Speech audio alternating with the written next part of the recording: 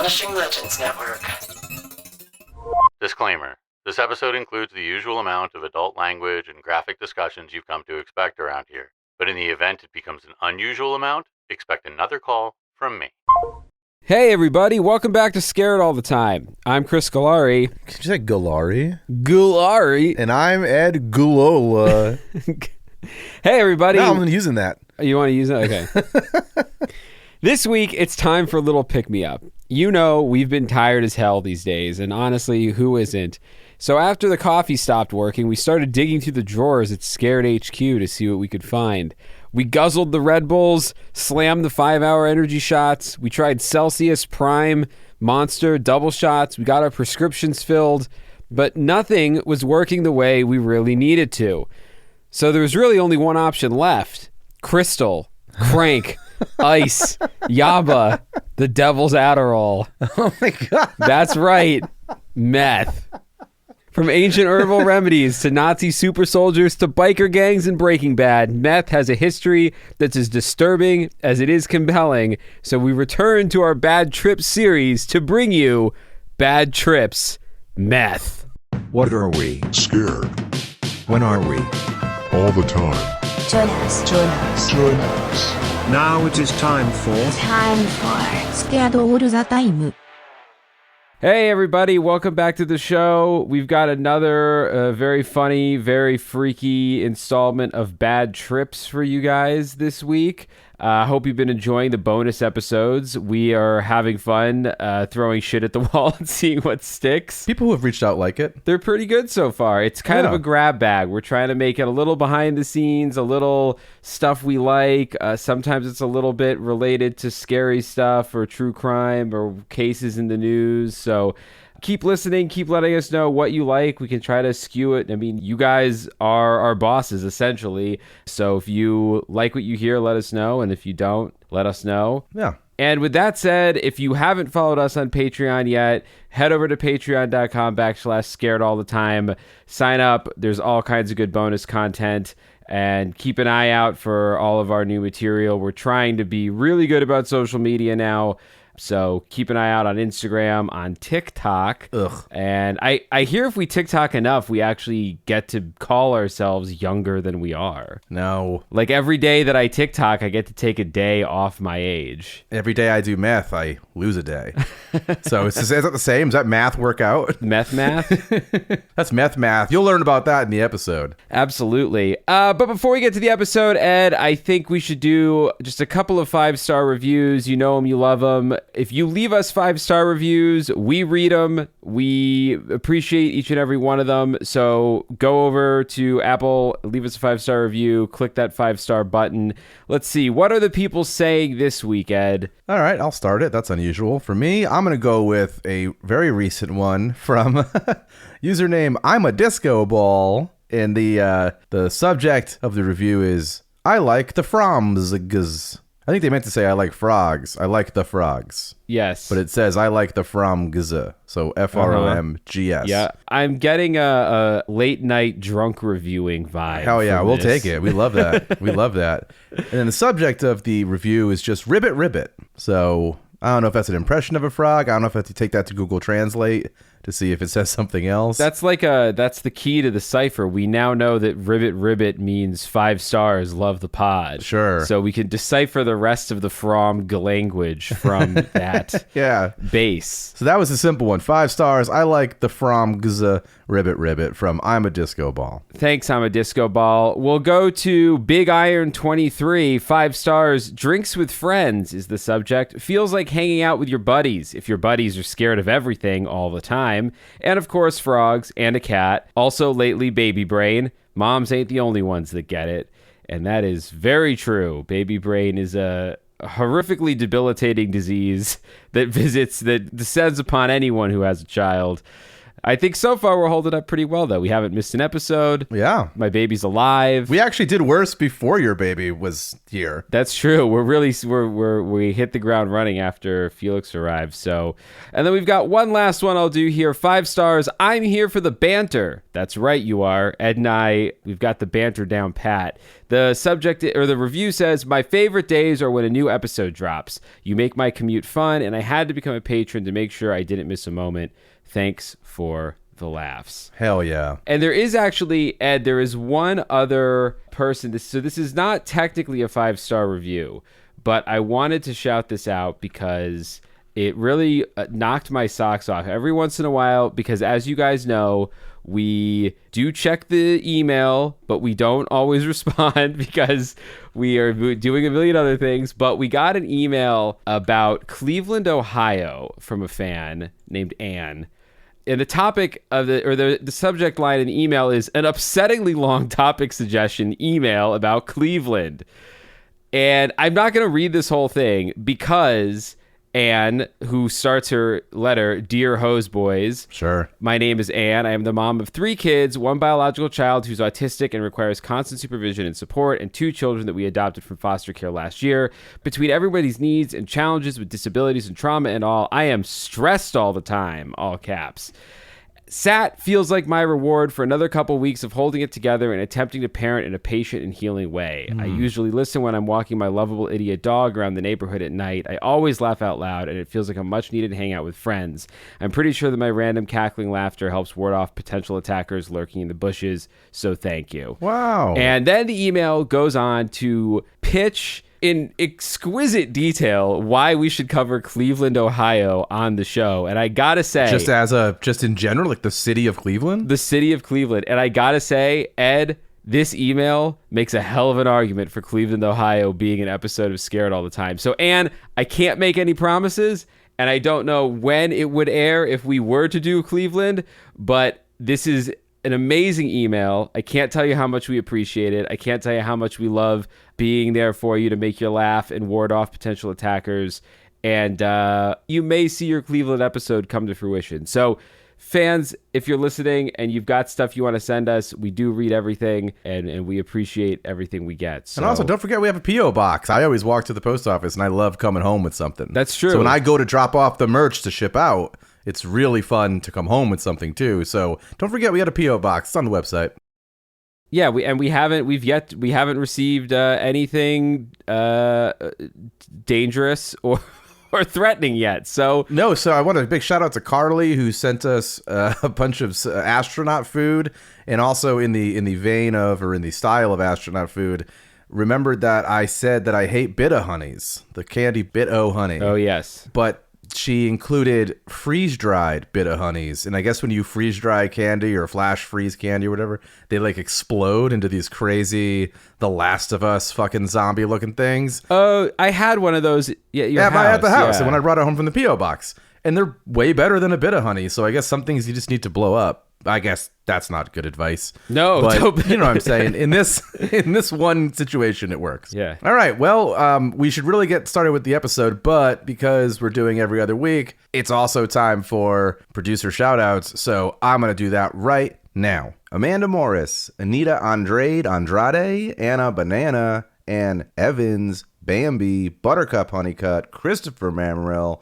Cracked Paint Studios, Christine, Monfro, Donna B, Echo R at Blue Sky, Gabrielle Goodfellow, Isabella, JC, Jeff Q, famously hard to say last name, John H, John, Jonathan Banta, Carly Cannon, Kevin Williams, Kirsten Tattersall, Kristen Schoonover, Kyle, Lauren Martinez, Logan Torres, Madeline Miller-Ween, Madeline, I will get to the bottom of it, Matt Sangstock, Melissa Larson, Michael, I give my permission to use my whole name, Smith, Nick Ang, who, look out for some stuff coming your way internationally, OVL Mendoza, Rio, Roger E, Samantha Cardamon, Sean Manbeard Klein, Soft G and Gypsy, Timothy Moore, and Will Ferguson. And we're back from producer shoutouts. It's really time to start the episode now, guys.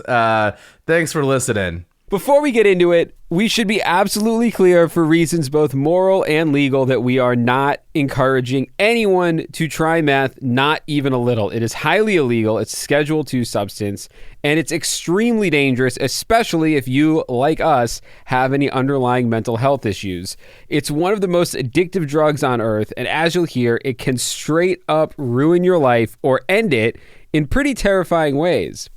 Now, we know meth has had medical uses. It's technically an FDA-approved medication for ADHD, and I think there's a dietary supplement you can get prescribed or something that's just straight methamphetamines.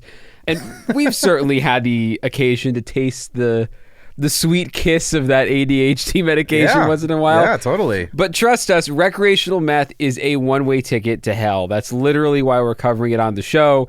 As we've pointed out about some of our drug episodes in the past, we are called scared all the time, not moderately unconcerned some of the time, so you know it's bad. You know it's a bad drug. It's no good. If you've listened before, you know one of our greatest fears is our own brains betraying us, and meth is basically one of the best ways to get your gray matter to turn its back on you. It's a drug that forces your brain into overdrive, blasting you with euphoria at first, but then plunging you into paranoia, hallucinations, and psychosis. Your reality can completely disintegrate. And what's scarier is that meth will keep you awake through all of it. No mercy, no relief, sometimes for days on end.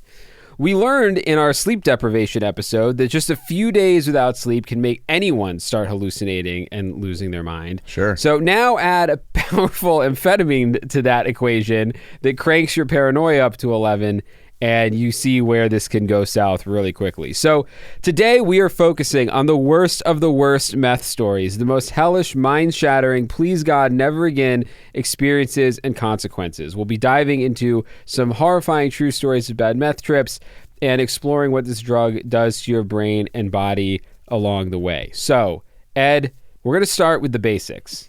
Never done it. We're going to start with, personal stories. I don't have any. Ed doesn't have any. No, I didn't do it. I haven't done it. Well, we've taken Adderall before. Prescribed Adderall. Prescribed Adderall. Not fucking just taking it off the street. Yeah. Although, didn't you get prescribed the weird one once? No, that was, I don't know what that was. The white lightnings? No, white nightmares. White nightmares. I called them. Yeah, one time I was sent, because I always do, there's always shortages in this country, it seems like, of every drug all the fucking time. Mm-hmm. And so there was something where I couldn't get it filled. And so I was like, I'm never again going to deal with like driving to a million CVS's. I'm going to just use an online, purveyor of a pharmacy. Most of your insurance companies have some kind of online component. Yeah. And so I was like, I'll do it. I'll do it this way. And what they sent me was not what I've ever, it didn't look like my prescription. Nothing about it. I'm like, this pill is white, first off. Yep. It was, everything about it was weird, but I'm like, on the side it says it's correct. And that was fucking crazy. I was like grinding my teeth. Yeah. I was so nuts. I don't know what. So I called them white nightmares because they also gave me these like insane dreams.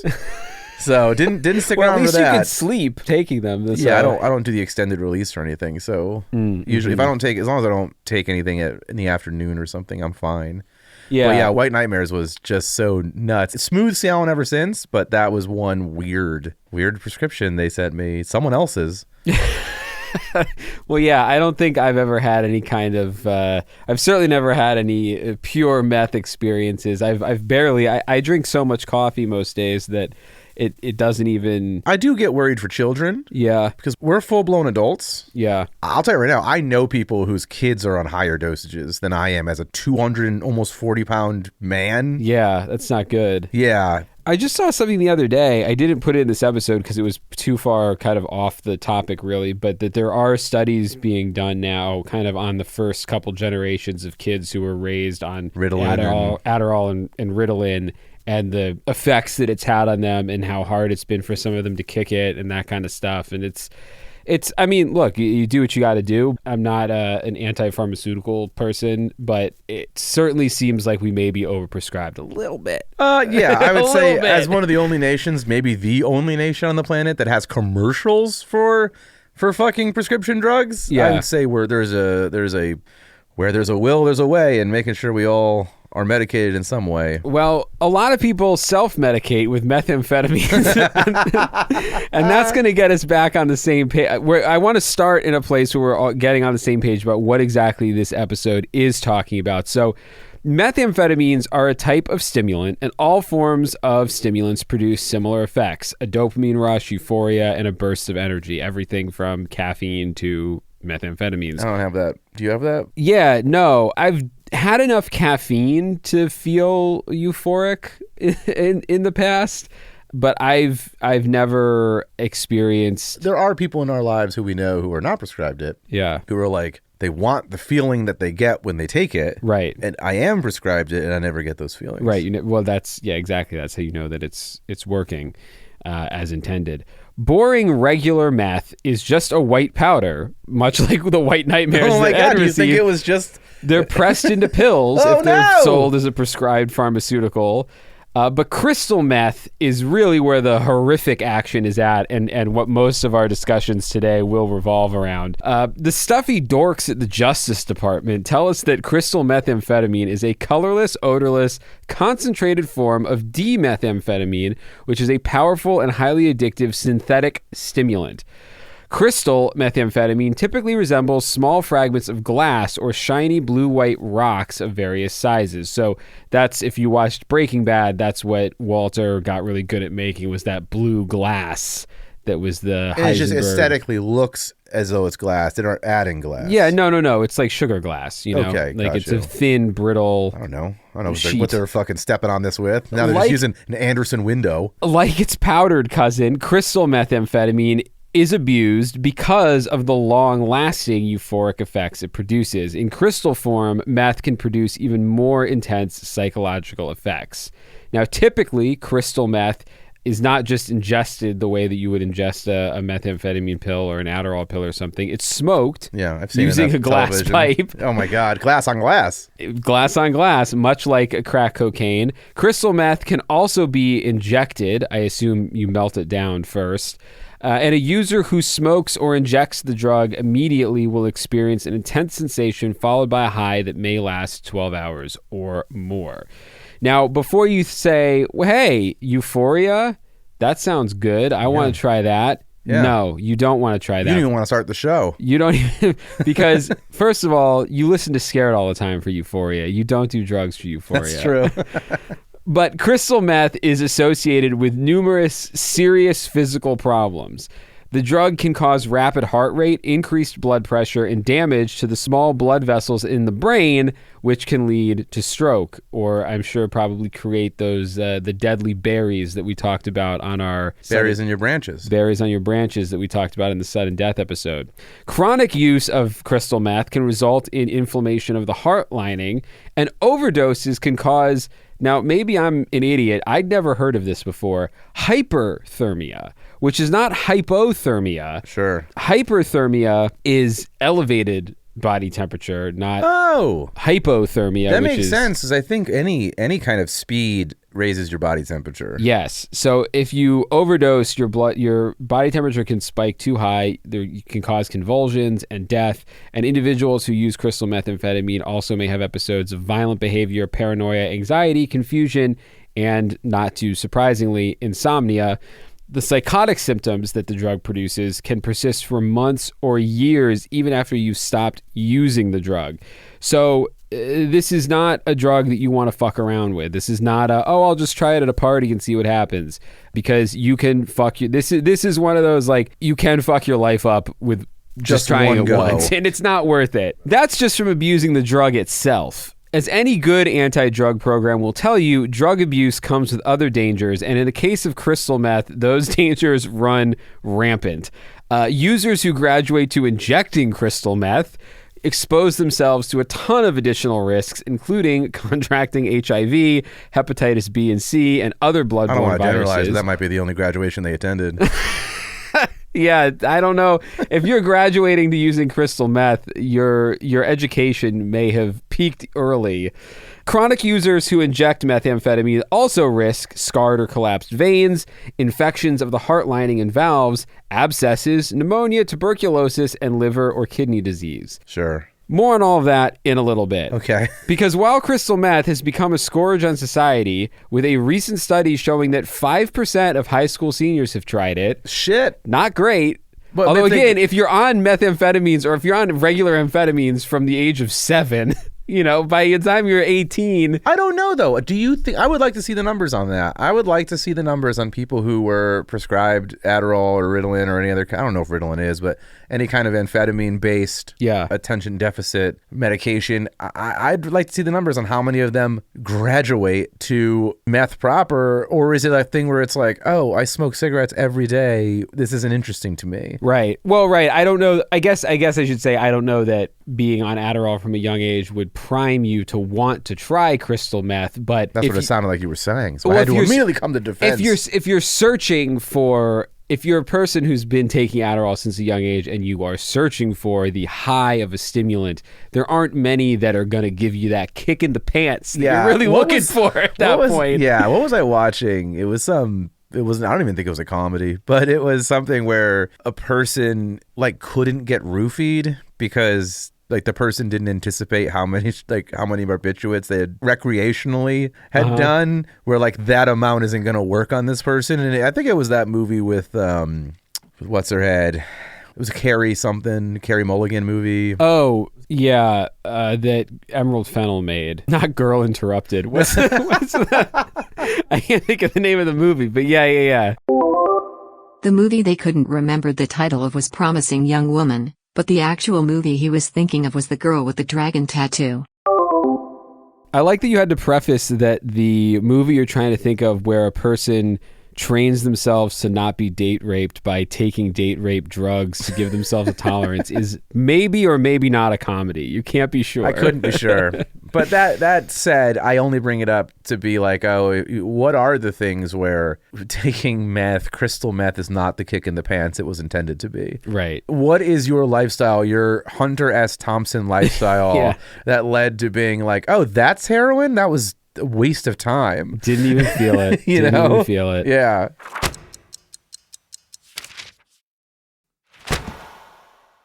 Before we get too much into the scourge on society that crystal meth has become, I want to explore meth's roots, because something I didn't know until I started researching this episode is where to get crystal meth. But now we can get it by the end of the episode. Meth's roots are in literal roots. Oh. The roots of a plant called ephedra.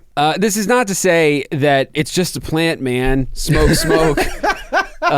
It's the process of making modern meth is a highly chemical, unnatural process. But the story of meth itself technically starts about 125 million years ago during the early Cretaceous, when the earliest common ancestor of the ephedra bush began growing beneath the feet of the dinosaurs. Shit, man. The bush itself is kind of a reedy horsetail looking thing. It's nothing special, but many species of this plant contain two specific alkaloids within its stalks. Do you think that's why in Jurassic Park, when they're like trying to go to sleep in that tree, and brachiosauruses are still like up all night fucking chomping on trees? They've been eating ephedra or whatever all night? Probably. This plant, the ephedra bush, contains ephedrine and pseudoephedrine within its stalks. Okay. So these are the stimulants that make up amphetamines, and these stimulants act similarly to adrenaline. So they're known to raise blood pressure, increase heart rate, and generally perk you up. Humans have known about the ephedra plant for a very, very long time, and they've used it popularly as a drug to enhance athletic performance, promote weight loss, and mainly relieve colds and flus. I believe we discussed the bodies buried in Shanidar Cave in Kurdistan in our Buried Alive episode. Probably. I think we did. It's one of the oldest burial sites in the world. It's over 50,000 years old. And the remains of the Neanderthals, they weren't even humans yet, they were still Neanderthals, that were found there were buried alongside plant remains that were coated in ephedra pollens. Huh. So we can't be sure if that pollen was left intentionally as something to take with them to the afterlife, or some authors have argued that over time bees could have placed it there by accident or whatever, because the bees are on meth now too. The bees are swooping up the Zzz. I mean, it makes sense, right? They even sound like buzzing around. Yeah, they always sound like a fucking methed out insect. So we don't know for sure if we were using it 50,000 years ago, but there's even stronger evidence that we knew about the properties of the ephedra bush as far back as 15,000 years ago. And that's because fossilized cones of the ephedra bush were found concentrated at a human burial site in Tafaralt Cave in Morocco. Now, what these cones, and when I say cones, if you can picture like a reedy, horsetail-y looking bush, the tips of those horsetails have these sort of cone-looking structures on top of them. I've been looking at them quite a bit because of all the frog pond bullshit I've been doing, but they're much more significant finds than pollen. Pollen can get blown in from wherever. Finding a bunch of cones concentrated around a human burial site suggests that these cones were used for something ritualistic or were being placed at this burial site as something to take to the afterlife. What exactly they would have been used for is really anybody's guess. But so we have pretty strong evidence, though, that 15,000 years ago, we were pretty clued into what the ephedra bush could do. Sure. Fast forward another 10,000 years, though, and now we have written proof that ephedra was being recorded because it was a main component in Chinese herbal medicine. Oh, man. That poor guy who knew that got his head drilled or was offered to drill someone's head? One of those guys. There's a couple. We're going to talk about one of these mythological rulers and writers here. I don't think it's the same guy that we discussed in that poisons episode, but ephedra was classified as a medicinal plant by mythological Chinese ruler Shen Nong, who is credited with writing the Shen Nong Ben Cao Yang, the oldest... Which is a guide to partying. Yeah, it's a very early Tucker Max style book. No, this is the oldest surviving written record of Chinese medicine, thought to have been compiled in the 1st or 2nd century. This text is still referenced today, and many of the uses of the herbs that it describes are exactly how those herbs are still used today. It covers 365 herbs in total, corresponding to the natural cycle of days in a year, and these are divided into 3 different sections. There's the 120 upper herbs, which are not uppers, it's just the herbs upper in the list. On the list. Gotcha. These can be taken daily to lengthen the lifespan. Dude, we got to get those. I know, there's 120 of them, so if you take all of them every day, I figure you probably can live a very long time. I think multivitamins cover a bunch. I'm like my vitamins are like a single item per pill, and I just don't have the space in my little pill 7-day pill thing. So you have like a vitamin D, a vitamin C, all individual? No, I don't do as many as I just do a few. I do anything that I'm deficient in, I'll do. I see. Ladies, Ed is in desperate need of love. He's deficient in love. I wish there's too many jokes to talk about what I'm actually deficient in.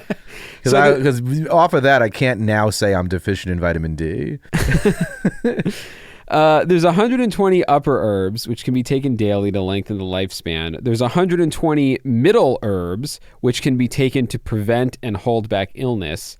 And 125 lower herbs, which treat illness but are mostly toxic and should not be taken for a long time. Okay. Which sounds like, honestly, most of our modern pharmaceuticals. Yeah. Do you see in the commercial right now with Morgan Freeman talking about he's hawking some pill right now, and it's just crazy because my ears perked up and I like turned to the TV when I heard Morgan Freeman say diarrhea because he was talking about the common side effects, and then it ends with a play on Shawshank Redemption's "Get Busy Living" or "Get Busy Dying." So after listing this massive your intestines are gonna fall out of your fucking butt and stuff, it ends with like "Get Busy Living," and then it says the name of the drug. I was like, this is wild. Woo! That man is 90-something years old. Whatever he's taking, I want to be on. I don't think it's this drug. Yeah, no, probably not. I feel like most drug pitch people are not on the drugs that they're pitching necessarily. Not. So ephedra appears on the middle grade scroll, which would match the use of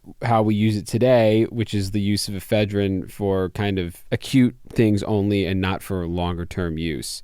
The text describes it as, quote, bitter and warm. It is non-toxic, treating mainly wind stroke, cold damage, headache, and warm malaria. I think we're using it wrong, maybe. It effuses the exterior through sweating, eliminates evil heat, suppresses cough and counterflow key ascent, eliminates cold and heat, and breaks concretions and hardness, accumulations, and gatherings. Its other name is long sha, or dragon sand. Okay, we got to go back to that, right? It's a much cooler name than meth. Yeah, it's like, oh, what's your kid on? He's on dragon sand. You're taking a little sprinkle of the dragon sand. Well, I don't think we're sprinkling I'm going it. for a little walk down the beach of dragon sand. Oh my. I'm laying out in a beach of dragon sand. Hell yeah, dog. We're on vacation. If that's the way you say you're on meth, I'm going to start taking meth. Building castles in the dragon sand. Because that is an automatic text response I want sent out when I'm on meth. Another scholar around the same time wrote, ephedra is the first choice in treating cold damage and resolving the muscles. Why do you write it like it's an ad? That's ad copy. I don't know. I guess they maybe were trying to sell it. Trying to move a couple grains of this sand. Combined with cinnamon twig, armeniaca, and licorice, it may affect the cure of a Tai-Yang pattern of wind cold in the exterior with pain and stiffness in the head and back of the neck, fever, generalized joint pain, a floating tight pulse, absence of sweating, chest fullness. Absence of sweating. That's what, if only Prince Andrew had some of this. Remember when he said that he doesn't sweat anymore ever since he went to war or whatever? Prince Andrew? Isn't that the guy who was on Epstein's Island? Yeah, his whole... Why do you know... Because about his sweat glands. So did you ever watch the terrible, the really damning interview he gave where he went on TV and tried to defend himself? No. So one of his accusers, I forget her name. Said he was sweaty? The one that there's a picture of him with. Okay, sure. She said that she went to a club with him and he was sweating all over her at the club. Probably because he was on fucking Molly. And his big defense in this TV interview was that ever since he had gone to war or whatever, which he wasn't on the front lines of the battlefield. Since he vacationed in the Gulf War. Yeah. He had lost the ability to sweat, so therefore her story was made up. Oh my God. Because he couldn't have been sweating on her in the club. It also seems very verifiably like, hey man, we're going to do this interview on a treadmill. Well, what's extra funny is he looks like he's sweating in the interview. Yeah, because he's talking lying. About exactly, dude. He's pulling at his collar. Yeah. Wow, I didn't know that. Yeah, I didn't know he was on that dragon sand. He was on that dragon sand and has been for quite some time. But it's the last bit there in that description of what ephedra can do, restoring chest fullness, that's actually what became one of the most important uses of ephedra. It's because the ephedra in the plant is what's known as a bronchodilator, or helpful for relaxing specific muscles in your lungs. Well, bronchitis comes from, that's a bronch situation. It is a bronch. A forward bronchitis. A bronchiosaurus. Yeah, there you go. Shit, dude. Turns out those are the craziest dinosaurs. They're all fucking... Their eyes are just like Twilight Zone swirls. They're nuts. No, the bronchodilator element is that it helps open the airways and gets you breathing deeply. So over time... It's this property that resulted in ephedra's most popular use as an asthma treatment. Okay. It's been used, that's the main thing ephedra has been used for thousands and thousands of years, is asthma treatments. People have difficulty breathing. Which makes sense. If you have difficulty breathing, you're probably not very athletic. And so you never have to worry about giving someone something that raises and elevates their heart rate. So you probably shouldn't do exercise with an elevated heart rate. Well, and so it's like, this is a perfect blend. This is a beautiful confluence of issues where it's like, they're not going to be running, and they want their lungs big. This is beautiful. Well, yeah, I guess. I'm not saying this is great science. There's some science. There's some holes in that theory. Yep, and sure. this is why Ed should probably never run a pharmaceutical company. I actually think I should run a pharmaceutical company. What other pills besides dragon sand would you develop for non-athletic people? Oh, man. Not to put you on the spot for a business plan. I didn't have this prepared at all. Non-athletic people, kind of, I guess, boner stuff, probably. That's good for everybody. Okay. It also raises your heart rate, boner pills. Yes. Well, it increases your blood flow. That's what they do, right? It just increases your blood flow. Yeah, but it's got to go to one spot. Sure, but otherwise you're just like, my arms are hard. Stiff arms and legs, priapisms in your entire body. The first 12 versions of Viagra, they just look like zombies. They're just like arms are out in front of them. Until they fucking nailed it. Yep. And then they just look like a fucking creep. Yep. So I didn't have an answer to you. I don't know what else I'd make fucking unathletic people. That's okay. I was just curious if you had any ideas. Nope. Despite the popularity of ephedra and the ephedra bush being used in traditional medicine, It wasn't until 1885, so really recently, that ephedra's active ingredient, ephedrine, was isolated by a Japanese chemist named Nagai Nagayoshi, who was basically trying to make super caffeine. Okay. He'd been raised by parents who were traditional practitioners of medicine, and so he thought, I don't know if this was something that had been assigned to him or if he was just curious, but he thought to the ephedra bush, the ephedrine, and was like, I wonder what we could distill from that. I mean, he probably saw in about 100 years, fellow Japanese men will have, if they don't pass these exams, their lives are over. Well, so we got to get these kids something they can stay up all night with. As we will see, Japan has had a huge meth problem, but we'll get there. I bet there's a lot of pressure there to succeed. It's not just that, but we'll get there. Well, I'm sure it started that way. Freud had written about the wonders of cocaine just a year prior, so the world was interested in what else might... What years was cocaine in Coca-Cola? It would have been the 1800s. It definitely still would have been in. Yes, although it was... Hell of a drug. There was... So I ran across this in the research for this episode, obviously, and I wanted to see if that was an urban legend or true, whatever. Yes, early on in the formulation of Coca-Cola, there was trace elements of cocaine because of the flavor, the recipe, whatever, was formulated from the coca leaf, but it wasn't creating a bunch of cocaine-addicted super freaks in the streets drinking cocaine. It was a very minor... Well, good news thing, we'll get into it in the cocaine episode, I guess, but yeah, it's addictive, but at least there's no withdrawal. So you can take it out of Coca-Cola and people aren't going to be like, my head hurts.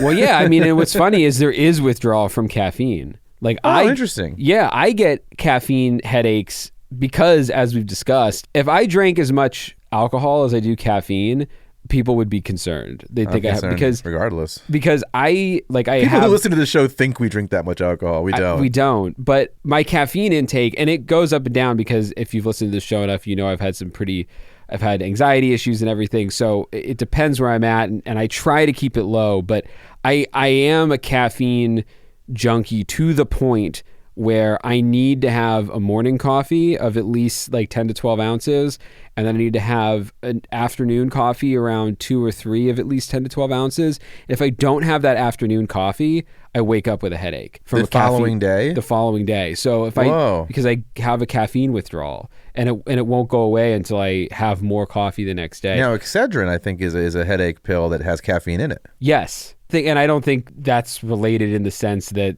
Just saying, maybe you could take an Excedrin at midday. Well, if you can't get a coffee made. I've done that before sometimes at night. If I'm like, oh, fuck, I didn't have my afternoon coffee and it's like 6 or 7 at night and I don't want to... Take it out on Felix? No, and I don't want to make a coffee because I don't want it to be too strong or whatever.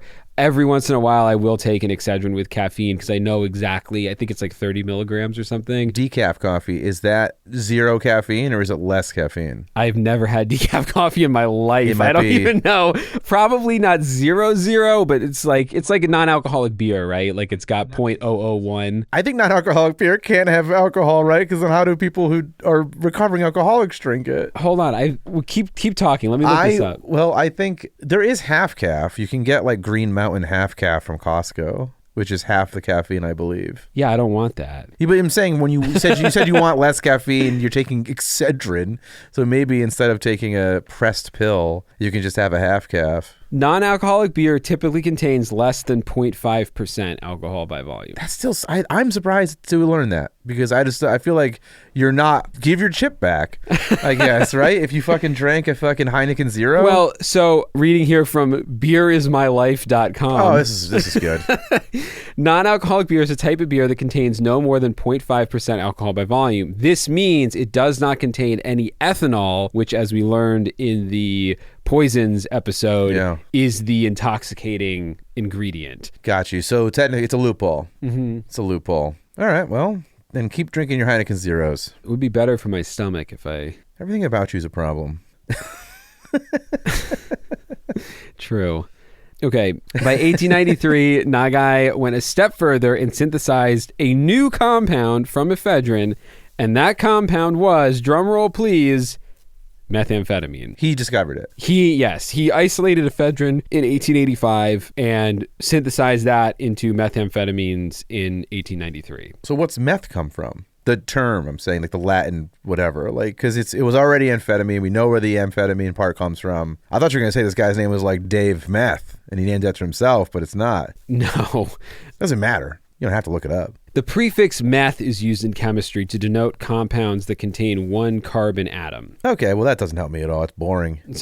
Boring. Boring, dumb. Ed's more of a big picture guy at the pharmaceutical company. Yeah, someone started talking about fucking compounds. He's not getting in the weeds of molecules and compounds and chemistry. Yeah. That's for the nerds in the lab. Tell me how long they'll keep it up. Ed has a big idea. Ed goes, you know what would be great? A pill that makes dinner for you. I don't want and then the nerds, and then he kicks it down to the nerds and says, figure it out, nerds. I don't want to see you in my office again until you're bringing me fucking what I just said. Yeah. The rehydrating machine from Back to the Future 2 where you put a small pizza in, but in pill form. So in 1919, another Japanese chemist, Akira Ogata, figured out an easier method to produce crystallized meth using red phosphorus and iodine to reduce the ephedrine. For the Yakuza. Well, eventually, kind of. Yeah, okay. And he essentially created the world's first batch of crystal meth in 1919. As with lots of the drugs that we will cover in our Bad Trips series, meth wasn't seen as a problem at first. In fact, it was, along with amphetamines and cocaine, heralded as discoveries on the level of penicillin, like life-changing medicines that would help, and not just with putting a pep in your step, like that was often the side effect that people enjoyed, but that wasn't necessarily the intended use. Yeah, it was like cocaine for gingivitis. Yeah, exactly. Cocaine for gout. Amphetamines were first marketed in the 1930s as Benzedrine, which was an inhaler, again, for asthma and nasal congestion. By the late 1930s, pharmaceutical companies were also selling methamphetamine itself for medical use.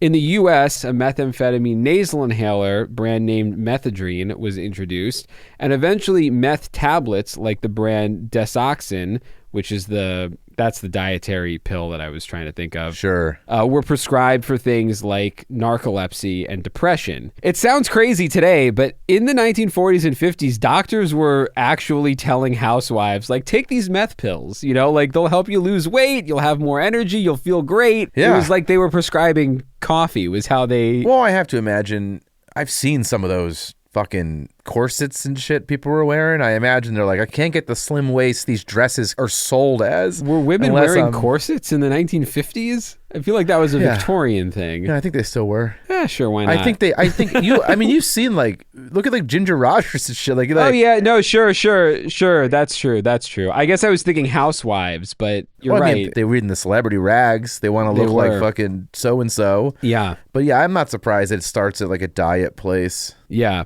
Ultimately, this led to a spike in addicted housewives who were having very serious addiction problems. Honey, turn off the vacuum. You've been vacuuming the same spot for days. Our carpet is destroyed. There's nothing left.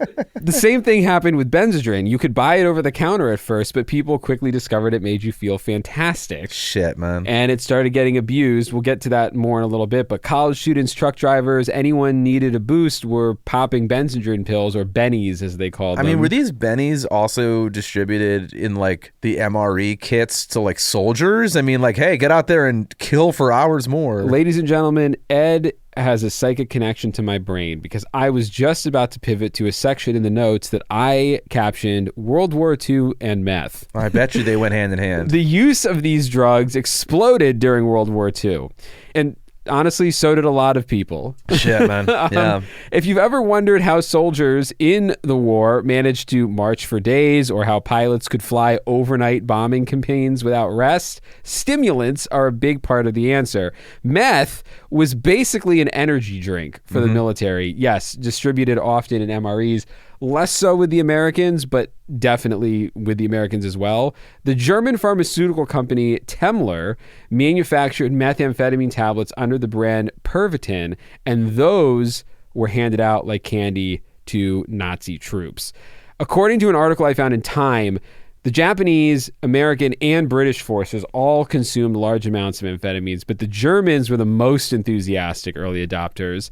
And the Germans, man, let's just say they adopted a lot of bad ideas really enthusiastically. You can't get those legs up goose stepping unless you got a little fucking pep in those goose steps. Yeah, they had way too much pep in the step. They were getting the legs way too high. Yeah. What's ironic is that in Nazi Germany, the social use of drugs was considered a sign of personal weakness and a sign of it was like a symbol of the country's moral decay, that people would smoke weed or use heroin or whatever.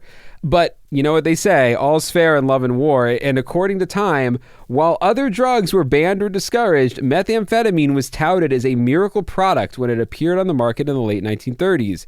Indeed, the little pill was the perfect Nazi drug. Quote, Germany awake, the Nazis commanded. Shit, dude. Energizing and confidence boosting, methamphetamines played into the Third Reich's obsession with physical and mental superiority. Except for their teeth. Doesn't that make your teeth fall out? Over time, yeah. Use enough of it. In sharp contrast to drugs such as heroin or alcohol, methamphetamines were not about escapist pleasure. Rather, they were taken for hyper-alertness and vigilance. Aryans, who were the embodiment of human perfection in Nazi ideology, could now even aspire to be superhuman, and such superhumans could be turned into super soldiers. We don't need weak people, Hitler declared. We only want the strong. Weak people took drugs such as opium to escape. Strong people took methamphetamine to feel even stronger. Wow. That is a way worse Captain America origin story. Yeah. The German pharmaceutical company we mentioned earlier, Temmler, they marketed meth as non-prescription drug under the name Pervitin, and as many as 35 to 40 million tablets of Pervitin and a similar pill called Isofan were distributed to German soldiers and airmen during World War II. Japanese kamikaze pilots also received massive doses of the drug, sometimes as injections to help wind them up for their suicide missions. That makes sense. Even Hitler himself is rumored to have been getting meth injections from his personal doctor late in the war. No kidding. You've seen those speeches. He's always screaming and stuttering and spitting. Yeah, I mean, that kind of, it's one of those things where I guess you don't really, especially in the modern day, you don't really think about it because Hitler is just Hitler. But He's a caricature. Yeah, a lot of the Hitler mannerisms were heavily influenced by the amount of methamphetamines that he's rumored to have been on. I mean, you gotta fucking keep it cool like JFK. Yeah, exactly. No one can know. The Nazis at one point concocted a pill for soldiers that mixed meth and cocaine. A truly cursed combo that put the Uber in Ubermensch. Oh my God, dude. At least temporarily. Back to Time.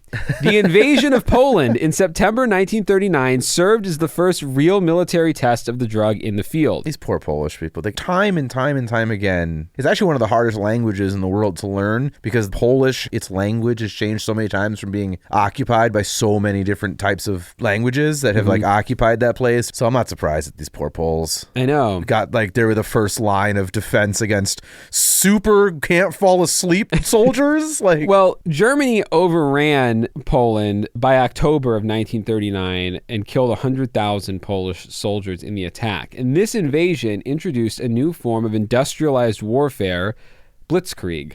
This lightning war emphasized speed and surprise, catching the enemy off guard by the unprecedented quickness of the mechanized attack and advanced. The weakness in a blitzkrieg strategy was initially the soldiers, who were humans rather than machines, and as such suffered from fatigue, I bet. Mm-hmm. They required regular rest and sleep, which of course slowed down the military advance. And this is where methamphetamine comes in. Part of the speed of blitzkrieg literally came from speed. As medical historian Peter Steinkamp puts it, Blitzkrieg was guided by methamphetamine, if not to say that Blitzkrieg was founded on methamphetamine. Well, what was it called? Temmler, the company? Yes, Temmler was fucking Temmler executive being like, Adolf, booby, I got a fucking thing for you. All right, I can't help but notice that these tanks are driving fast, but everyone's asleep behind the wheel. Speaking of tanks, some Nazis reported negative side effects of the drug. During the French invasion, these included a lieutenant colonel with the Panzer Ersatz Division 1 who experienced heart pains after taking Pervitin 4 times daily for as many weeks. Yeah, your heart is screaming at you at that point. Commander of the 12th Tank Division, who rushed to a military hospital due to the heart attack he suffered an hour after taking one pill, and several officers who suffered heart attacks while off duty after taking. Fuck them, they're Nazis. Hope they all fucking. Truly, yeah. I mean, fuck all these people. Hope all their hearts exploded. Yeah. Amid growing worries about the addictive potential and negative side effects of overusing the drug, the German military began to cut back on allocations of meth by the end of 1940. Consumption declined sharply in 1941 and 1942 when the medical establishment formally acknowledged that amphetamines were addictive. Or just they acknowledged that, you know what? We're getting a lot better results from these guys on a fucking good night's rest. yeah. These guys haven't slept in 14 days. Yeah. And they're pointing the fucking tanks at us. We're getting a lot of reports that men on the front, their legs have just fallen off. They've marched so far.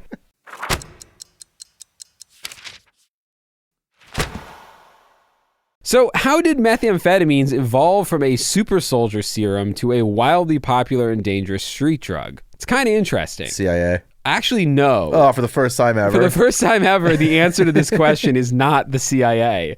Although they probably had a part in trafficking it at some point. Yeah. After World War II ended and the major world powers turned their meth fire hoses off, there was still a surplus of methamphetamines floating around, especially in Japan. Same thing happened with morphine, which I don't know if we'll ever do an episode on because it's not like a street drug. Yeah. But so much perfect morphine was made during World War II for the medical, like field medical units, because guys were just, their legs were blown off, and it was like, hey, feel nothing, go to sleep. Yeah. All of those ended up like flooding the American market after the war because we had so much like undiluted perfect morphine that then I think like all of the mafia groups, like the Italian mafia, the Jewish mafia, whomever, they started like cutting it down and selling it. And they say that mid-century America isn't as great as we remember it being. Yeah, for real. But yeah, it was all like military grade after the war. It was like leftover, like these amphetamines were all left over when the war ended. Yeah, well, the result in this case was the world's first true meth epidemic. From 1945 to about 1950, wartime stockpiles of meth that had been squirreled away in Japanese warehouses, military hospitals, supply depots, and caves peppered throughout its territories flooded the black market. There, the country's Yakuza crime syndicate took over much of the distribution, and the drug trade would eventually become its most important source of revenue. There it is. And the government supplied them with their first big batch. But, interestingly, it wasn't just the Yakuza pushing meth on the population. Much of the drug stockpiles were diverted into the actual pharmaceutical industry where, in the wake of the trauma and dislocations of the war, a depressed and humiliated population offered an easy target for companies looking to make a buck. As one historian noted, the pharmaceutical industry advertised stimulants as a perfect means of boosting the war-weary population and restoring confidence after a painful and debilitating defeat. The drug companies mounted advertising campaigns to encourage consumers to purchase over-the-counter medicine sold as, quote, Wake-A-Mine. The product was pitched as offering enhanced vitality. Wow, it's interesting that it's the same prescription to the losers as to the winners. It was like, hey, you lost everything. You don't have a house anymore. Everything was firebombed. Yeah. Here, have some meth to feel better about your life. And then in America, it's like, you having a hard time vacuuming the house you got for free from the GI Bill? Yeah. Here, have some meth to fucking clean the house. Get your life together. In No Speed Limit, The Highs and Lows of Meth, journalist Frank Owen reports that these companies also sold, quote, hundreds of thousands of pounds of military-made liquid meth left over from the war to consumers who did not need a prescription to purchase, again, military-made liquid meth. Oh my God. So it's just sitting there next to fucking Bit-A-Honeys on the counter? Pretty much. Holy shit. With an estimated 5% of Japanese people between the ages of 18 and 25 taking the drug, many became intravenous addicts in the early 1950s. I found an article online that tells us, quote, another driver of the epidemic was the existence of large new U.S. military bases on the islands which had never previously been occupied by a foreign power. National newspaper Asahi Shinbun wrote that U.S. servicemen were responsible for spreading amphetamine usage from large cities to small towns. Tracks. Indeed, the Japanese government's narcotics section arrested 623 American soldiers for drug trafficking in 1953 alone. However, according to historian Miriam Kingsburg, most drug scandals involving U.S. soldiers garnered little coverage by the major papers out of deference to the post-war American-Japanese friendship. So they didn't want to rock the boat after everything that went down. Well, we were doing a bit of reconstruction there, too. We were covering a lot of the costs. Honestly, as we should. Yeah. I understand that the horrors of war. Yeah. But those 2 bombs did some serious damage, and we probably should provide something to rebuild those communities. Yes. And some of what we were providing was illegal drugs. Or I guess they were illegal at the time.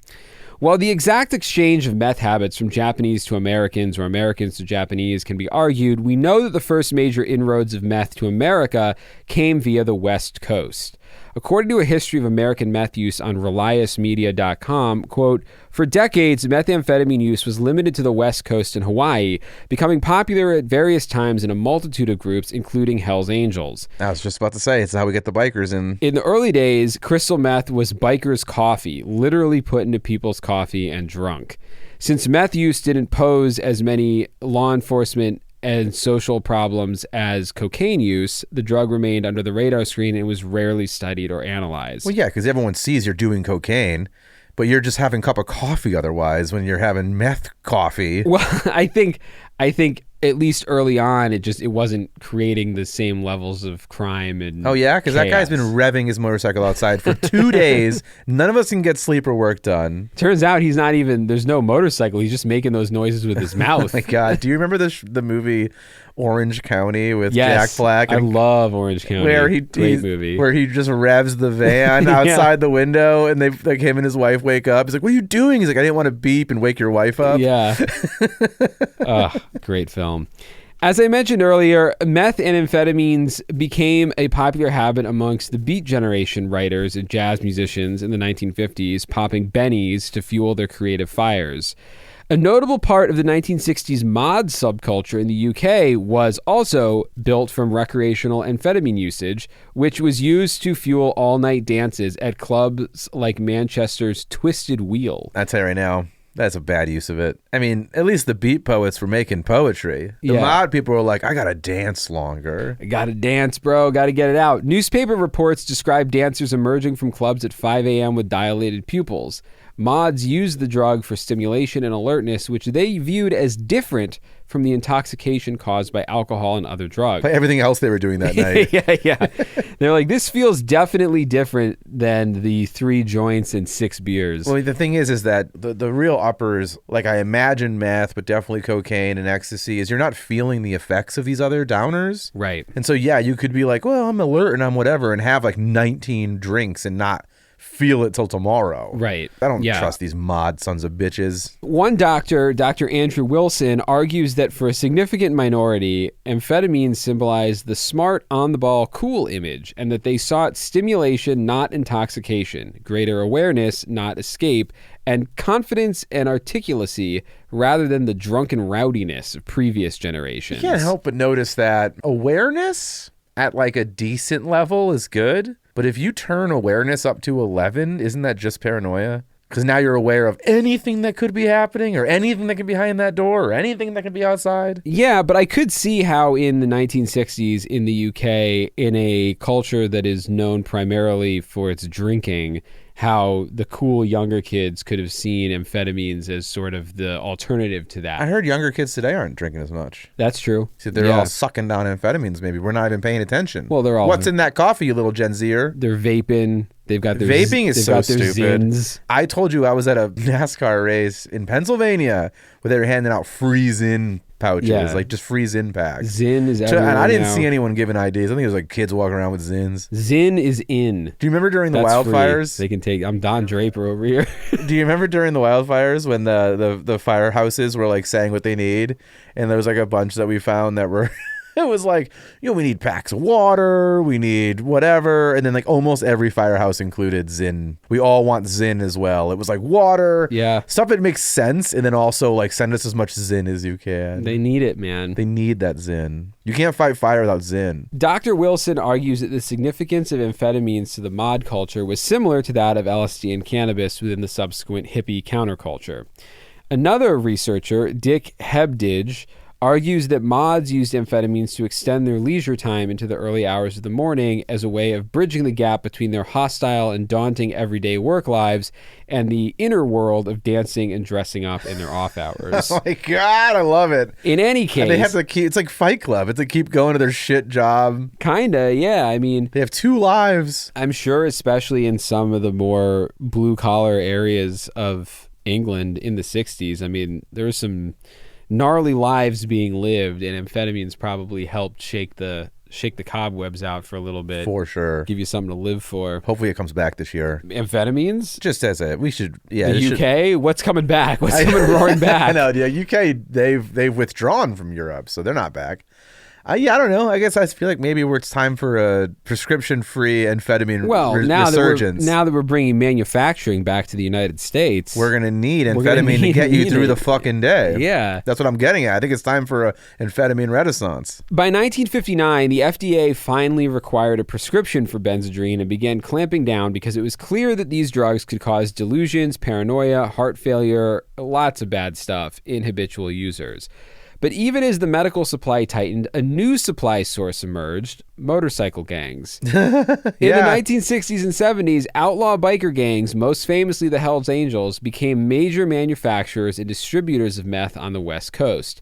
They favored a form called crank, usually powdered meth, which got its name either from being hidden in the crankshafts of bikes. That's what I was about to guess. Or because it makes you cranky. Although I will say a crankshaft is not a place you hide something. So I don't understand that exactly. Well, it seems like a weird place to try and put something. I could see it being more because you take enough of it and you get very cranky. I think both that's bullshit. I think someone just said crank and they ran with it. Maybe because it makes you crank your dick. Isn't that what a lot of people do when they take meth? They just beat off for hours on end? I don't need meth for that. Meth became known as biker's coffee because the legend was that bikers would mix it into their coffee to stay awake and wired during long rides. I would also argue that a large portion of America's post-war economy was basically built on the back of methamphetamines. Part of the reason biker gangs became the kings of meth manufacturing and distribution is because the other dudes they shared the road with, long-haul truckers trying to meet crazy deadlines, were some of their best customers. That makes sense. There hasn't been a ton of writing on this. This hit me right in a spot where I was super fascinated. The crossroads of sort of labor and drugs and history. There was something super interesting, and I dug into it.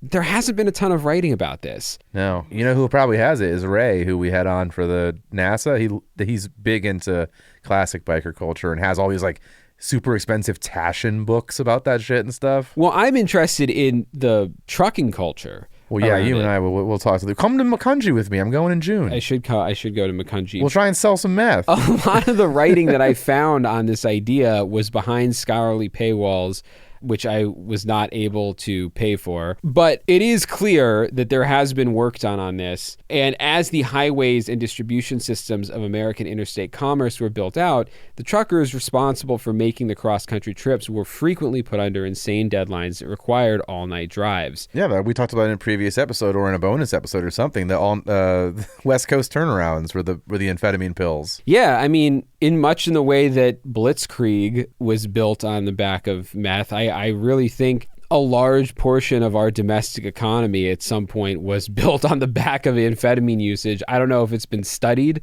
that closely. I mean, trucking's important to this day. If the Teamsters decided to go on strike tomorrow, it's not going to be a 7, 8, 9 month Writers Guild strike. It's going to be like a 7 days. We'll figure that out. Yeah. In any case, we do know that truckers turned to meth in large numbers because ultimately the practice was outlawed by Ronald Reagan in the 1980s. That didn't really stop people. Truckers continued to abuse the drug, with some 30% still admitting to using meth today, with a popular form being dipping toothpicks into a liquid meth and then chewing on it to deliver a low, steady dose. Oh, wow, that's pretty interesting. Or you can just dip your Zyn pouch into it or whatever. My journey down the rabbit hole of trucker meth led to one of my favorite surprise discoveries of this episode, and maybe of all the episodes, one of my favorite surprise discoveries. Mathematics. was also blessed by the magical powers of meth. I'm not surprised at all, but I'm excited that it made you excited. But once you say it out loud, it's not surprising. No, but it's just not something I'd considered before because you think of meth as such a rough and tumble drug. No, I don't. Well, I mean, I guess not in the sense that you just told me that like beat poets were using it to spark creativity. I imagine mathematics at the level you're about to describe to me is no different than writing a song. It's like seeing poetry or symphony level big ideas. Yes. Well, this might be a bit of a long tangent, but I found this... Oh, good. That's what people love. No, I'm just kidding. I found this absolutely fascinating because we don't think of professors necessarily, especially not mathematics professors, as heavy drug users. It's like... Wasn't Tim Leary a professor at Harvard? Well, yes, but Tim Leary didn't contribute a bunch of actual, genuine scientific discovery to the field of which he was a part of. Just saying that he was a professor at one of the most prestigious universities on the planet Earth. Well, it turns out that one of the most prestigious, prolific mathematicians and producers of mathematical conjectures of the 20th century... Better not say Turing, because the drugs they gave him were no good. No. A mathematician named Paul Erdos was a heavy meth user. That's why we never heard of him? He pursued... I'm surprised I'd never heard of this guy. He pursued and proposed problems in discrete mathematics, graph theory, number theory, mathematical analysis, approximation theory, set theory, and probability theory. By the end of his career, he'd published around 1,500 math papers, a figure that remains unsurpassed to this day. According to Wikipedia, quote, he was known both for his social practice of mathematics, working with more than 500 collaborators, and for his eccentric lifestyle. Time magazine called him the oddball's oddball. He firmly believed mathematics to be a social activity, living an itinerant lifestyle with the sole purpose of writing mathematical papers with other mathematicians. He devoted his waking hours to mathematics even into his later years, where he died at a mathematics conference in Warsaw in 1996. See, I told you, Poland never gets anything good. Erdos's prolific output with co-authors prompted the creation of the Erdos number, which is basically 6 degrees of Kevin Bacon for mathematicians. The Erdos number represents the number of steps in the shortest path between any given mathematician and Erdos in terms of co-authorships of papers. Hey, he liked to get out there, liked to party. He did. Sounds awesome. It seems like more people should live this lifestyle. I found an essay written by somebody in the field of mathematics. The essay feels like it's somebody who knew him, but I can't be entirely sure. But every fact in this essay this guy wrote about Paul Erdos is so good. So he had his own language a little bit. Oh, no. He said people who stopped doing mathematics had died, while people who actually died, he just said, had left. Despite his intense abuse of stimulants, he called all alcohol poison. Okay, he was not wrong. We've done that episode. And he referred to women as bosses, which sounds very progressive of him, until you learn he also believed that they, quote, captured men as slaves by marrying them. Okay, this is about... I was going to fucking say, you can't devote every waking hour to mathematics if you're in a relationship. And he also referred... This fucking incel is crushing the numbers. He referred to divorced men as liberated. Yeah, no, this is... He'd be a leading incel YouTuber today. You'll be shocked to know he wasn't very good at taking care of himself and had a very strange relationship with his mother. Oh, yeah. This is all not shocking. Along with a rotating cast of friends and colleagues, basically cooked, cleaned, and did everything but brush his teeth for him, but only because I don't know if he ever brushed his teeth. What is it? He's like Ignatius whatever from Confederacy of Dunces. He never learned anyone's first names and only called people by their last names, except for one close confidant named Tom Trotter, who he called Bill. He is a wild human being at this point. I'm shocked that no one's done a movie or like this guy really, this is the tip. What I'm telling you here is the tip of the iceberg. Another mathematician named Janos Pach tells this story, quote, once I spent a few days with Paul. When I entered the kitchen in the evening, I was met with a horrible sight. The floor was covered by pools of blood-like red liquid. The trail led to the refrigerator. I opened the door and to my great surprise saw a carton of tomato juice on its side with a gaping hole.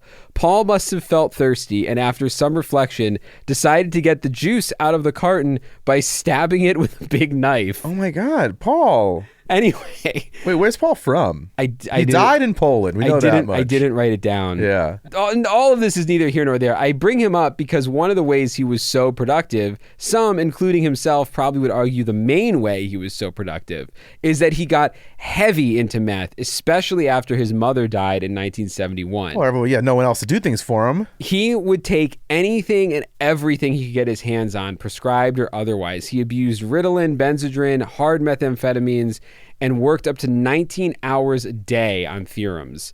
It got so bad that one of his friends bet him $500 that he could not stop taking methamphetamine for a month. Erdos won. Honestly, that's not enough money. Erdos won the bet. Whoa! But complained that it impacted his performance. He said, quote, "You've showed me I'm not an addict, but I didn't get any work done. I'd get up in the morning and stare at a blank piece of paper. I'd have no ideas, just like an ordinary person. You've set mathematics back a month." Wow, this person is exhausting, but has a ton of friends. After he won the bet, he promptly resumed his use of methamphetamines. So this guy, insane. I mean, if you're interested in like quirky historical oddballs, look this man up. There's a couple links in the show notes. Wow, he's a wild scene. And there's that Hart is doing a lot though. That poor Hart is getting beat up. Yeah. I guess the government wasn't really that impressed because in the 1980s, they put stricter controls on ephedrine. So traffickers adapted and started using pseudoephedrine, which is the stuff in over-the-counter cold medicine. Which is why like drug dealers will pay kids to go and get it for them. Yes, and that led to the rise of the infamous homegrown meth lab. And by the 90s and early 2000s, the U.S. saw a massive crystal meth epidemic. It was no longer just biker dope and math milk. There's an actual law in the books. I don't remember what states I was looking at, but I wrote a joke in an episode of something I wrote about a real estate agent. I had to look up whether or not you have to. So in the state of California, you have to tell the prospective buyer if someone has died in the house. Mm-hmm. That is the law. Mm-hmm. In my looking up and researching places, you don't have to do that. Something that's on the books, it's legal to not mention if the house was used as a meth lab, was literally one of the things where it's like, it's also not illegal to ignore that fact when selling the home, which means wherever that was written, it must have been a big enough problem that enough homes were used for at-home meth labs. Someday I would love to know what a meth lab smells like, because my third apartment in Los Angeles, I'm pretty sure the guy in the apartment behind me was cooking something. I don't know if it was meth, but like every day, at some point, there would be this weird chemical-y, not like a cleaning chemical smell, sure, like a weird back of the roof of your mouth kind of like chemical. Acrid. Yeah. I don't know what he was doing, but I suspect he may have been cooking something, at least in small doses. Where we are recording this right now, the garage out back, when I first moved here, it has an AC window unit, mm-hmm, and there was a bunch of removed cameras across like the ceiling. The bottoms of the cameras have been taken out, but the bases where you would screw the cameras in are also there. Yeah. There was some sort of sweatshop happening there. Like, why the fuck was there like a window AC unit and a bunch of cameras installed in the ceiling of the garage here? I don't know. Yeah, that's wild. I don't know what's going on. There was probably some sort of chemicals, or they're making fake Nikes. Wild scene. Between 1994 and 2004, meth use in the U.S. more than doubled from about 2% of the adult population to 5%.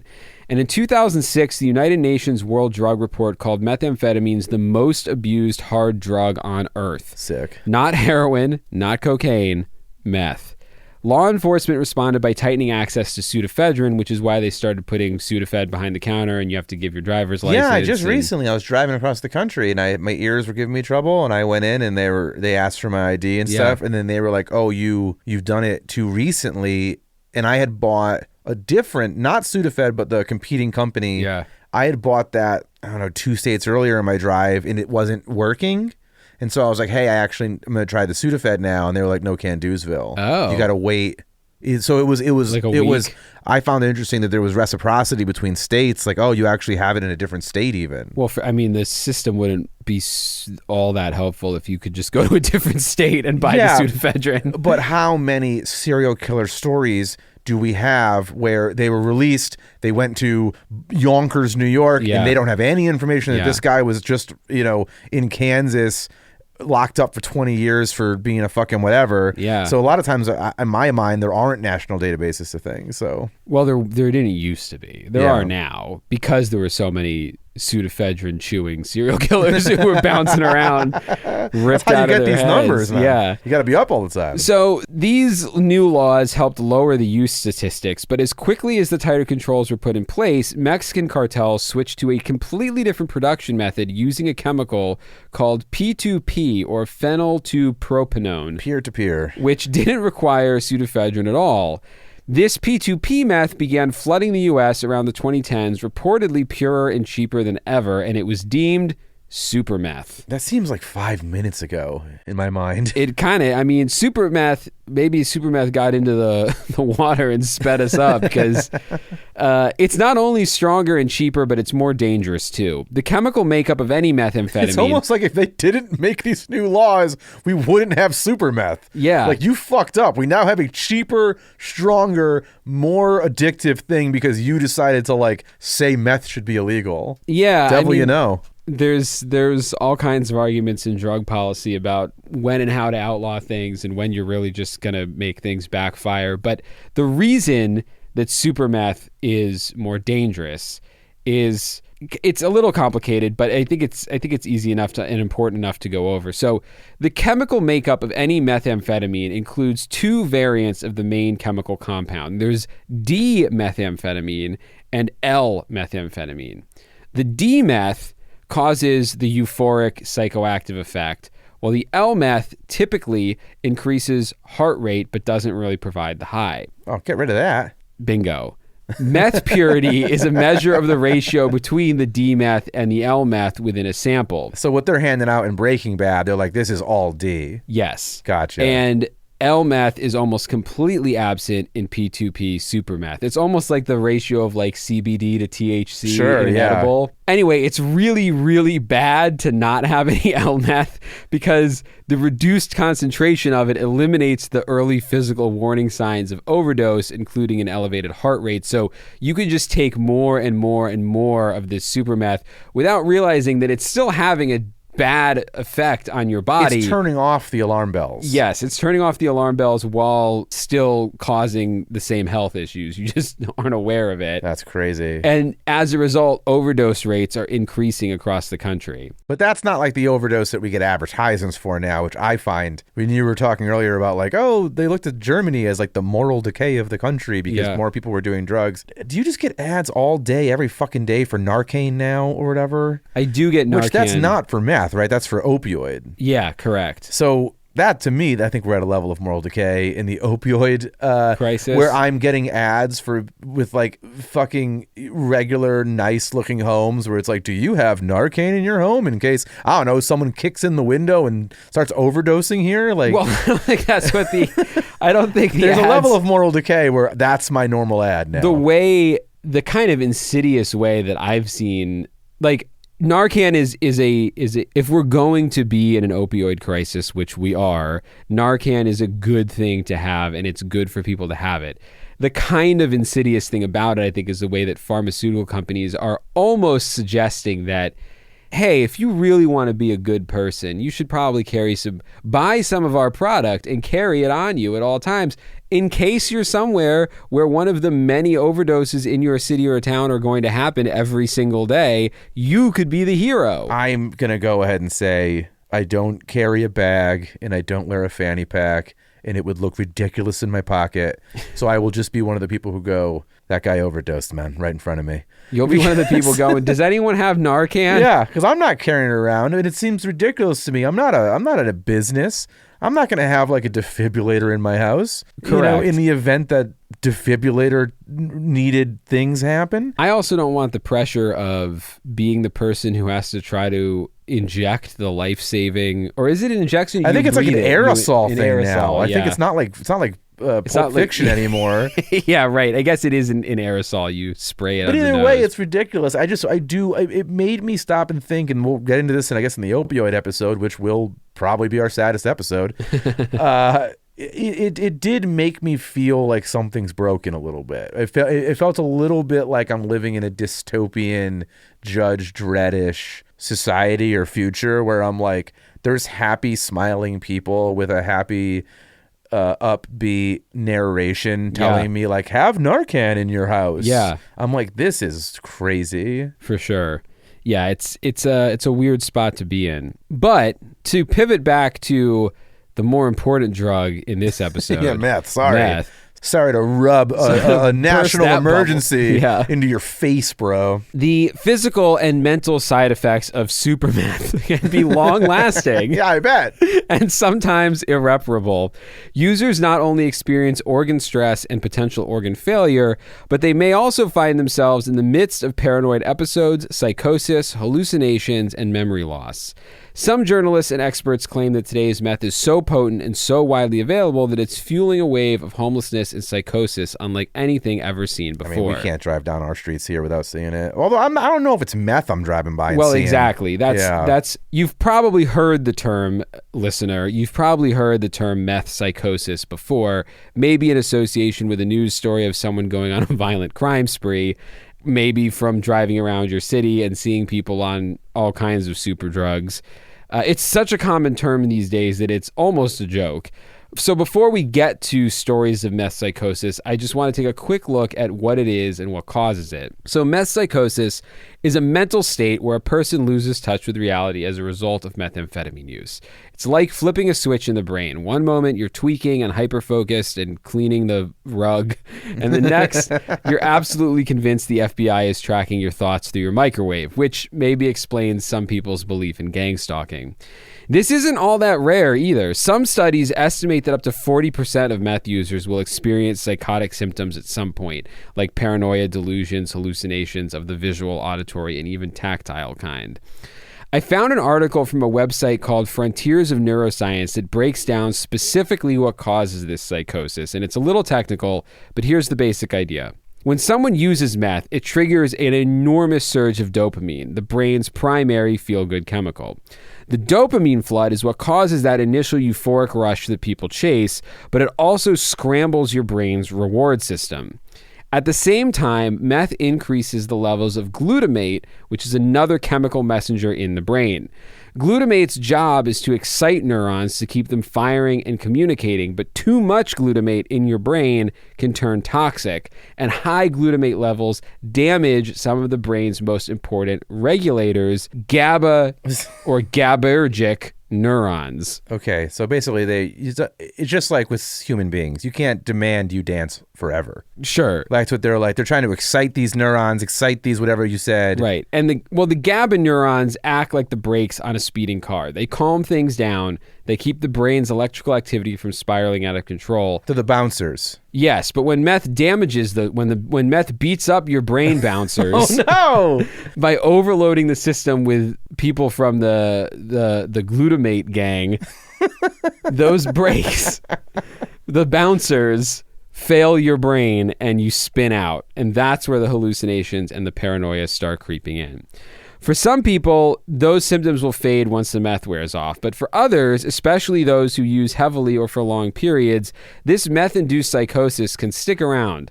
Some people never fully return to their baseline normal, and their brains are rewired in a way that makes them vulnerable to chronic psychotic episodes even when they're sober, which is what makes meth so uniquely dangerous. It's not just the physical toll that it takes, but the way that it can permanently warp your perception of reality. Which I don't even know if we got into acid flashbacks in our acid episode, which I always felt like was kind of like a mythish type thing. But in this case, it sounds like, yeah, meth is, it's broken you in an irreparable way. Yeah. The glutamate gang beats up the GABA bouncers, and your brain, club brain, is never the same. Club brain stays open. Taken over by the Yakuza. Yep.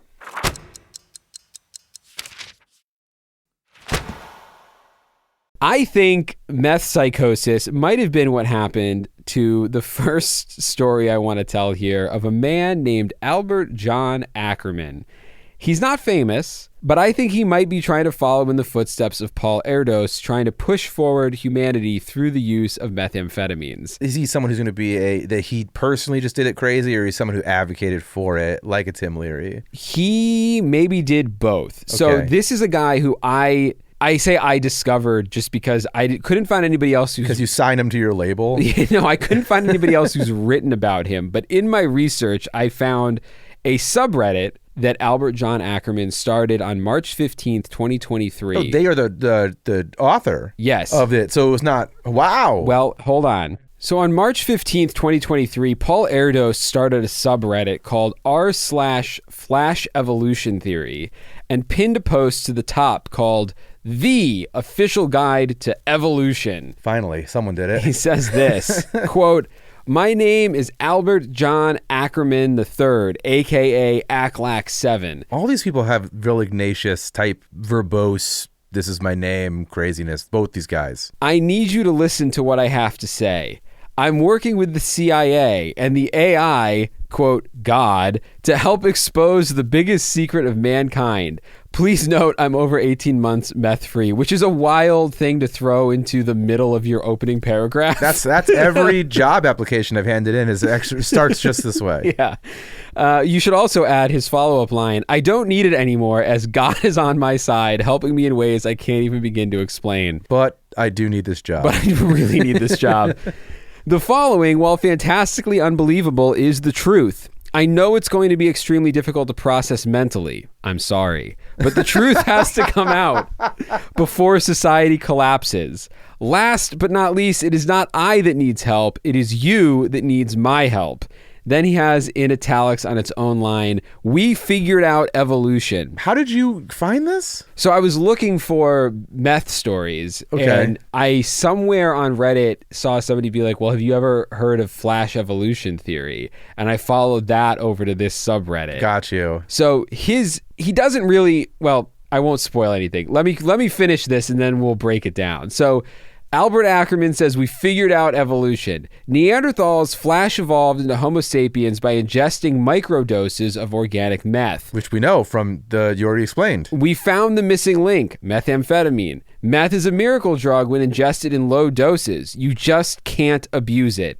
You have to ingest it in low doses, otherwise it doesn't work. If you love it so much, why'd you get off it 18 months ago? He says, in parentheses, he says, more on that in a moment. Okay, fine, Paul. We're putting it into the water. At least most of the countries on board. Everyone is on meth. Sick. We've been putting it into the water since the late 1800s. I gotta start drinking more water, dude. We're secretly growing all of mankind, flash evolving all of mankind right before your eyes. Only the light is so bright it blinds you.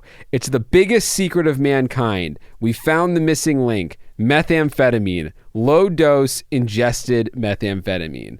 Now, from what I can tell, that is his entire theory. That's the only writing on this theory he's done are those like 4 paragraphs. Sure. He doesn't follow up on the more in that in a moment that he says. Okay. In fact, this is the only place on the internet where he explains the theory at all. And then we've already gone through it. That was it. That was it. Now, Albert did include a link to his LinkedIn where he describes himself... His LinkedIn? So it is a job fucking thing. This is his resume. He describes himself, so on LinkedIn, it says like your picture and then your name and then like your current title. Yeah, unhireable. That's my title. His is intern with impact at the CIA. Oh my God. And I think that all of this is an elaborate bit, or I did at first think that this is all an elaborate bit, but he has posted... let's just say a methamphetamine addict level number of replies on Reddit and LinkedIn, driving people towards his Flash Evolution page, sort of in the same way you might think a crazy guy would post flyers all over town. Sure, but I want to know the dates. Like, was this within 18 months? Of his Flash thing? I did not make specific note because of the dates. He said he was off it for 18 months. He did. Now, I did find an exchange, for instance, in a thread it's a thread where people are posting photos of themselves before and after meth recovery. Those are tough. What state was it? It was the fucking roughest thing. Some state, it's some Midwest state, I want to say, had this campaign to get people to stop taking meth or whatever. Yeah. And it was a lot of the before and after pictures. But I saw one that was like so fucking foul. It was like a woman in a disgusting stall, like a bathroom stall, and it just looked like a Train Spotting like style level, like just like art department made it more disgusting than you'd probably ever find. And she looked all like post meth ragged ass person. They got those city miles, and the copy was like, nobody expects to lose their virginity in a place like this, or like the most foul, insane. Like, who approved this? But it's effective. Yeah, I'll try and find it for the show notes. It blew me back, man. It was so crazy. Well, Albert likes to pick fights with people who have too big of a problem with meth. So in this thread where recovered addicts are gathering to celebrate their recovery by posting pictures of themselves in the throes of their addiction and then, years, months later, Albert says, it's important to note that all these people share two things in common. They've all either smoked or shot meth, and they've all abused it. There are plenty of functioning meth heads out there, myself included at one point, who look perfectly fine or even better after ingesting low doses of meth.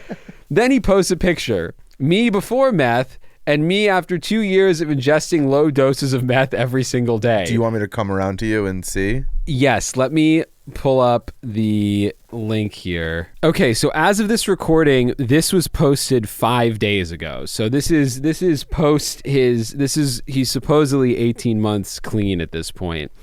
Ed, I'm not sure you're ready for how good this man looks. This is him on the left here. He's lost weight. Before meth, and this is him after ingesting low doses of meth every day. I don't know why he's doing some sort of Zoolander face, Blue Steel face. He let his hair grow out. So on the left, he looks like very much like a corn-fed. This is also his photo on his LinkedIn. Yeah, it looks employable. Yeah. And then the one on the right is his photo on Hinge. Yeah. On the left, he looks kind of like the dad in the Jim Henson primetime show Dinosaurs, but as a human. Oh my God, he really does. And I will put a side by side for our fans on that. And on the right, he does look like a guy who didn't get into some sort of low budget reality show or something. Yeah, that's his real world audition. Yeah. So yeah, he doesn't look bad in either though. He doesn't look like a person who you'd go, that person's definitely on drugs. Now someone replies to him, not to break it to you hard or anything, but you definitely didn't look better on your active use picture. Yeah, you lost some weight, but that doesn't mean you look better. Meth is a powerful drug and will have you believing whatever you think you're telling yourself, but it does make you delusional. I hope you're sober now and wish you nothing but good luck. To which Albert replies, dude, the females I was hooking up with, the stares I would get from women and sometimes their daughters every time I left the house, you're crazy, bro. I look literally 100 times better on meth. I would say not 100 times better. You still look like a fucking yokel, but a yokel who bought a Tim Robinson sketch style terrible shirt and was like, I look cool to go to the club. What the hell was the club we were going to in the fake version of your brain? Club, I think I just called it Club Brain. Yeah, this guy's going to Club Brain in his little polka dot shirt. He says, and yes, I'm no longer using. Meth has done its thing. I don't need it anymore. And speaking of meth, why don't you educate yourself as to what exactly meth does to the brain and body? You know, every time you take a sip of water, you're ingesting meth. It's a miracle drug. I forgot about that. It's a miracle drug. You just can't abuse it. See r/Flash Evolution Theory for more. There are hundreds of posts from him like that end with like go to r/I wrote a paragraph. Yeah. So I don't think it's a bit. I think this guy really thinks that he discovered a theory. Do you think he's been drinking water and it happened to coincide with his weight loss? Like water coincides with all people losing weight because you stop drinking 12 Cokes a day and start drinking water and you're going to lose weight. And he's just like, there's got to be meth in the water. How else am I losing weight? Here's the image, by the way, that he put together. We can put this in the show notes to kind of give you an idea of how humans evolved by using meth. Okay, so mescaline was like a intermediary. So he's posted the famous image of monkeys step by step standing upright and turning into humans, but he's just placed the words mescaline insulin and meth above 2 of the steps. Yeah, so these are the missing links. Yeah. Shit, man. This guy is something else. So this Albert John Ackerman, I think, is possibly... We're going to have him on the show? Well, he's either in the throes of meth psychosis or he did quit meth and it just ruined his brain to a point where he is still feeling it. He'll be back on meth. When he stops getting stares from women and their daughters, he'll be right back so on. Many of his posts are about the stares that he gets from women and then in parentheses and their daughters. Yeah, you're not always staring because you're a hot guy. They're staring because you're creeping us all out. And then in between all that, if you go to his like post history, there's a complaint about the way that they serve red wine poorly chilled at the Whitney. So this guy's got a life. Where's the Whitney? It's an art museum in New York City, I think. Okay, so he's not in LA. He's not West Coast. Hold on. We're not going to run into him after this episode. Yeah, the Whitney Museum of American Art in New York. Okay, so we're not going to run into him at the Chateau. No. The guy yelling about how this couldn't have been open more than 5 minutes ago. Yeah.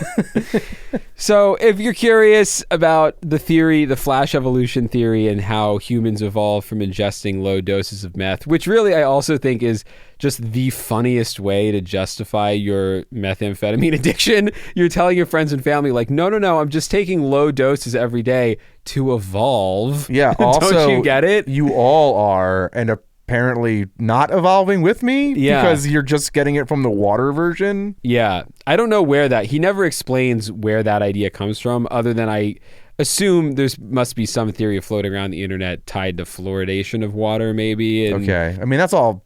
They're trying to get rid of that, but they're not saying anything about getting rid of the meth in the water. The meth in the water is pushing us all forward. That's why it's staying. That's why they're only getting rid of fluoride. Yeah. So I wanted to wrap up with this. I wanted to pull at least one hellish meth story. Yeah, because so far this guy's life rules. I wanted to pull at least one hellish meth story from our old friends at arrowid.com, where we pulled our bad trips LSD story I think the funniest thing in the world right now is if you were like, and the next story was written by the exact same guy, but it was like 12 months later, and he's like, I fucked up. Meth in the water was not a good idea. I hyper-evolved. I have a face on the front and the back of my head now. I've got a quado. Yeah. To give you a sense of the options for hell meth stories, the bad meth trips on arrowid.com have titles like Decay of Reality, Trip to Hell, and The Spiders, multiple exclamation points. Oh my God, your teeth fell out and they were replaced with spiders. I went with one called The Shadow People. That's because better. It taps into a slightly supernatural angle to meth psychosis that adds a real extra bizarre level to everything. The Arrowid user who posted this goes by Saint Jimmy, and this is his story. I'm glad he was sainted. Before this trip on methamphetamine, I had been using meth heavily for around 2 months. On this day, I was visiting my hometown from college for my birthday. When I got off the airplane, I was in very bad condition. I weighed 30 pounds less than the last time my parents had seen me, and I had a black eye and a broken nose from a fight I had gotten in while on meth. Wow. I ended up getting into a huge fight with my parents, and they kicked me out of the house. He got another black eye? So his parents just gave him another black eye, dude. So my boyfriend Matt picked me up and took me to I'm sorry, this is a lady? I don't know. The poster goes by Saint Jimmy and has a boyfriend. It could be a guy with a boyfriend or a woman. I realize my exclamation makes me look bad in every version of that, because I assumed it was a man and I assumed they were straight. Well, it was a whole... That's on me, guys. I am more open-minded than that. Yeah. I mean, I guess I will say when I first started reading this story, I also was picturing... It starts with St. Jimmy. It starts with St. Jimmy. Not St. Janine. Yeah. St. Jimmy got in multiple fights. He has multiple black eyes at this point. Had a fight with his parents. So St. Jimmy's boyfriend, Matt, picked him up and he says... Took me to a hotel to celebrate my birthday with his cousin Colin and Colin's girlfriend Allison. Also, these aren't the real names. He gave everyone letters for their names, just MCA. Oh, like last time? So I'm giving them all names. Yeah, because last time the guys' names were like Coochie and Goo Goo Goo and Zababadoo and just shit that wasn't real. These all have easy to follow names. I cleaned it up. So this is my friend Squirm. Yeah. Matt, the boyfriend, had recently made a large drug pickup, and we had surplus amounts of methamphetamine on our hands. Sure. Always a great place to find yourself. So as soon as we got settled into the hotel, we started snorting lines and smoking. For a while, everything was like a normal meth trip. We all became hyper creative and started drawing. Hell yeah. Colin was drawing weird geometric people, and I was drawing Egyptians. It would be cooler if this was drawn on little kid fucking table mats. Yeah. It's revealed they're at like an Applebee's, but they're in a hotel. I would love to see what St. Jimmy's Egyptians look like. I'm sure meth. they're doing the Egyptian dance. Colin and Allison left the room to pick up some sodas while I decided to lay down on the bed. From where I was laying, the ceiling looked like it was made of water. It was warping and flowing and changing colors constantly. It was weird, but very pretty. When Colin and Allison came back into the room, I pointed out this phenomenon to Allison. Apparently, Colin and Allison could see the water ceiling as well, so we all laid down on the bed to watch the show. Matt wanted nothing to do with this because he knows the warning signs of a St. Jimmy meth freakout, and this is one of the signs. I love that you've been dating someone long enough to know when a meth freakout is coming, I know. but not intelligently enough to know that I should probably stop dating the person with telltale signs of a meth freakout. Yeah. However, St. Jimmy himself was totally oblivious to this fact. After about 10 minutes, Allison sat up and noticed that a large vortex was forming in the corner of the hotel room. As one does. From this vortex, which looked like a smoky gray cube imploding on itself, emerged hundreds of shadowy figures. Hundreds. It must have been small. They were roughly human in shape and seemed to be composed entirely of shadows. They had no facial features or clothing of any type or any distinguishing marks. Being avid researchers of the paranormal, so that's a fun combo. Yeah. Meth addicts who are avid researchers of the paranormal. I'm going to be up all night on this Ouija board. We instantly recognized these creatures to be shadow people. Panic quickly set in as the shadow people began to circle the room. Now, interestingly, one of the reasons I chose this story is a lot of the Meth Psychosis stories are just a single person. This seems to be a shared hallucination. Yeah, even the ceiling was all shared, except unless you're Matt, who's like, this is bullshit. This is a problem. Yeah. He knew the shadow people were coming. Only a matter of time. At some point, Matt finally put down his pen and joined the chaos that was rapidly forming in the room. Oh, Matt, I gave you all this credit a second ago. Colin, Allison, and I were huddled in one of the beds together, hyperventilating and in a general state of panic. Shadow people may not sound too frightening to those who know nothing about them, but as people who understand these creatures, we knew enough to be terrified. Shadow people are not malevolent beings. They are horrible extra-dimensional beings that I think he meant are. He wrote are not, but I think he meant shadow people are malevolent beings. Yeah. They are horrible extra-dimensional beings that prey on human energy. Not a good situation to be in when we're spun and paranoid enough as it is. Yeah, and there's hundreds of them. Hundreds of them. Being like, give me that energy, give me that energy, give me that energy. Also, nobody's got more energy than meth users. I know. No wonder they're piling through the clown Yeah, you guys got to get in here, man. The clown You vortex. wouldn't believe the energy we just found in this room. Filling a hotel room with Yeah. shadow people. We began talking about what we thought the shadow people were and came to the conclusion that they were beings from another dimension that had entered our dimension through the vortex, which, based on what's been described, seems a bit obvious. Yeah. Here's the really interesting detail. Methamphetamine had allowed our bodies to vibrate at a higher resonance than usual, and this attracted the shadow people. That's what we were saying. So basically what we were saying is true. Yeah. Colin decided that smoking more meth would make the shadow people go away. You'll make them smoke all the cigarettes at once. So They'll never Allison- want to smoke again. So Allison and I sat on the edge of the bed while Colin held the pipe and lit it for us. In retrospect, I realized this was a horrible idea. Colin's classic Colin, dude. All we did was make the experience more intense. Finally, Matt jumped in and fed Allison and I some Xanax to calm us down. Unfortunately, nothing happened. The shadow people continued to assault our senses and terrify us. Sure. Matt and Allison decided that, so they keep bouncing back and forth from good idea to horrible idea to good idea. Matt and Allison decided they would attempt to take photos of the shadow people with their cell phones. If you're experiencing this level of paranormal activity, fantastic idea. We could use the proof. Yeah. So they took off on an expedition to the bathroom, which for some reason seemed to be the best place to take photos to all of us. But that's the one place they never said they were. I mean, if you're filling a hotel room with hundreds of shadow people, they gotta go somewhere. You got a couple of guys being like, what's going on up there? It sucks, we're in the bathroom. Yeah. I never get to, oh, hey, what's up, guys? They're in here now with us. Colin and I... We thought this was a bad seat. This is the shadow people talking. Yes. They thought this was a bad seat, and now the show's come to them. This is very exciting. It's a great place, yeah. Colin and I sat on the end of my bed and waited for their return. I noticed that the closer to Colin I got, the more intense the visualizations got. Allison later stated that she noticed the same thing when near Matt. We later decided that Colin and Matt were conduits for Allison and my psychic energy, and that they increased our ability to perceive the shadow people. Okay. Soon, a mass about the size of a human torso began forming underneath the table. Nope. It was a large translucent blob with no discernible form. Nope. Hate that. Colin and I started screaming for Matt and Allison Correct move. to come back, and they ran into the room. The blob started speaking to me telepathically, telling me that it was going to spiritually possess me and use my body to murder my friends. Was there an Womp. Yeah, was there an or else at least? No. Or else there's not like wow, that sucks. So this is just, it's happening. There's no ultimatum being made. As it was speaking, it began climbing up my body. It inserted 3 tentacles into my navel and began to enter my body. Bad. Where the tentacles touched me, I felt a sensation similar to ice cold needles being pushed through my skin. Can anyone else see it? I wanted to get up and run away, but the creature had me completely paralyzed.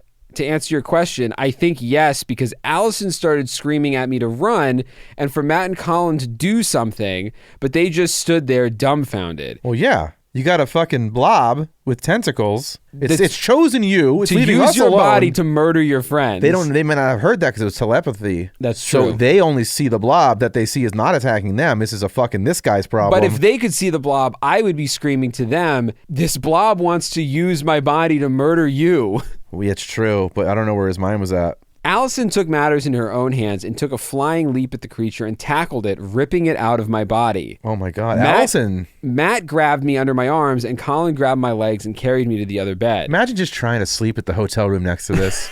Just being like, all fucking night I've heard like huge the meth smashes vortex and crashes. opened up and now there's a body snatcher that's going to murder everybody else. Yeah, I have a wake-up call for 6 a.m. I'm here for a conference. Half the plot of the film Fallen is taking place next door. I just want to go to sleep. I just want to go to bed. Matt grabbed me under my arms and Colin grabbed my legs and carried me to the other bed. During this, my body was completely frozen.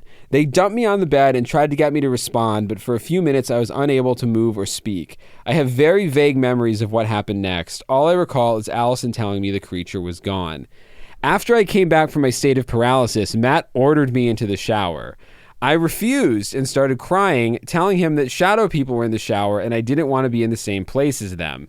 Which, if everyone was just in the bathroom trying to take photos with the shadow people, which I imagine looked like that Oscars selfie of everybody, like Ellen DeGeneres. Oh my God, that weird. Them with the shadow people. This is the picture that I think resulted.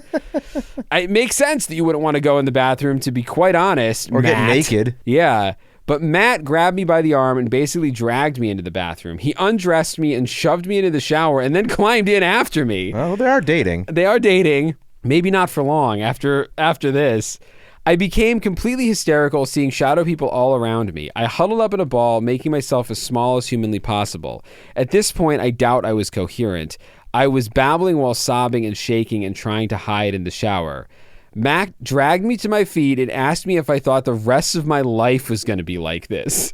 So Matt is either being really cruel or trying to make a very important decision. Yeah, that's what I'm literally in his thinking. own life. Like, listen, I gotta put in the 2 weeks notice on this relationship if this is my life. Well, here we with go. you. I nodded. He then told me that if I was like this for the rest of my life, he couldn't be with me anymore. There it is. Which is upsetting, but Good, Matt, set reasonable. boundaries. Reasonable, It's good. It's yeah. important. This is an important move for you. Then I really lost it. I started crying harder and screaming at him. I don't remember what I said. All I remember is Matt spitting in my face and shaking me as hard as he could and I yelling don't know at if me you to need calm to down. spit in someone's face, Matt. That's a step over the line there. Yeah. Eventually, he got me calm enough to actually take a shower. The shadow people, shower the spit off you. Well, the shadow people he notes were mostly gone by this time. Mostly, just one or two One in watching, the shower with being him. like, I'm not going anywhere. Looking at him. This is why I came through the vortex. Yeah. I was promised there'd be some shower stuff. He dried me off and dressed me, he being Matt, not the shadow person. Shower people's like, hey, man. I think they're watchers. I don't think they're really getting involved. He dried me off and dressed me because I was incapable of doing it myself and walked me out to the bedroom. From the looks of things, Colin and Allison had just had a conversation similar to ours. Colin looked totally drained, as did Matt, and Allison was laying in the bed sobbing and exhausted.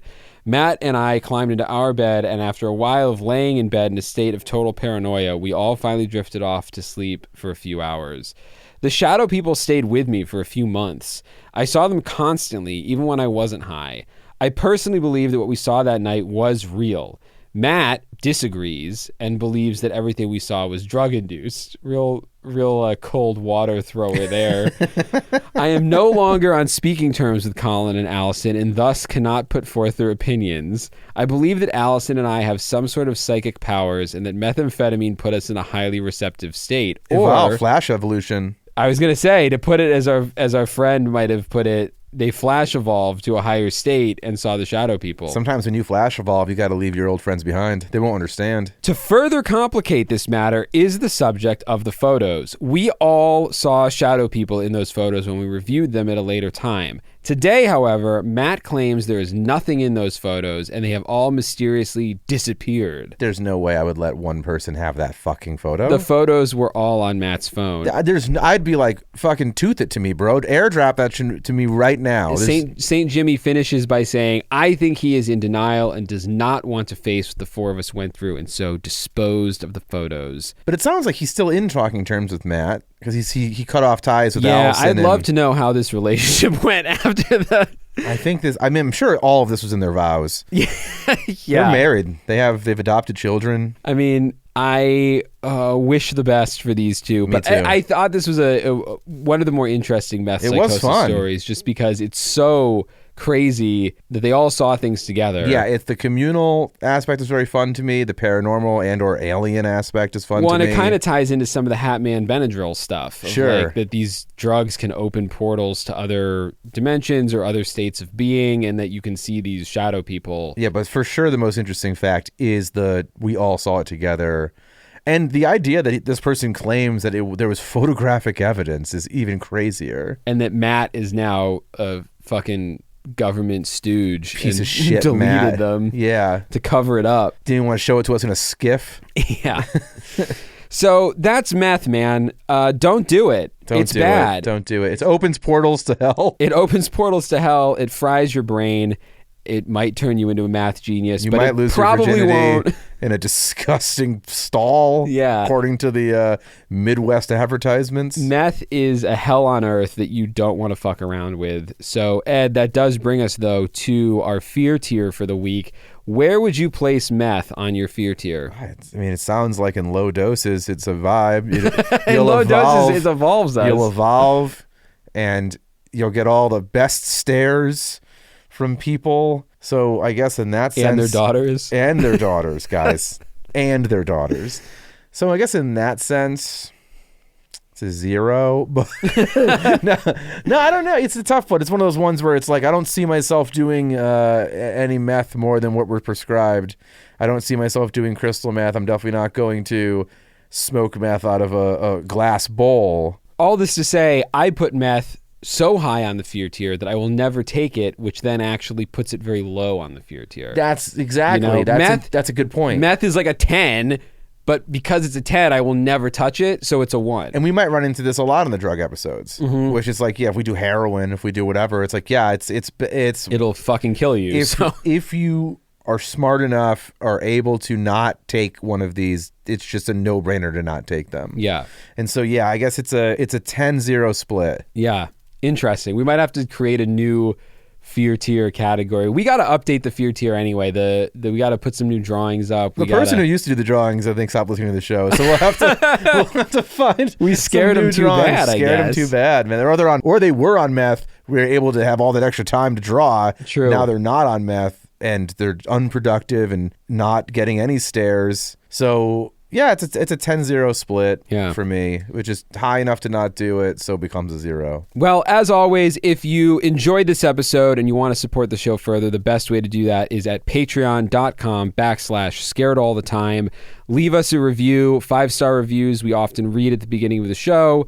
Rate us, review us on iTunes, Spotify. It really helps. It really helps get the show out there. And come hang out at the live shows. Come listen to the bonus eps. Yeah, we've got a lot going on. 2025 is the year of the Scaredy Cat. We're pushing forward through fires, through children through everything else to get you guys the best scared content. Somehow doing it not on meth. Somehow doing it not without on meth is crazy, guys. So it's like a Herculean task. But yeah, we love you guys. Thank you so much for listening. It's really been this show does for our lives the opposite of what meth does to most people's lives. I'm going off of 2 schools of thought on meth right now, so I don't know which one you're talking about. It makes our lives much better. Oh, good. Okay. Anyway, this has been Scared All the Time. This has been Scared All the Time. I'm Chris Cullari. And I'm not on meth. And we'll see you next time. Bye-bye. Bye.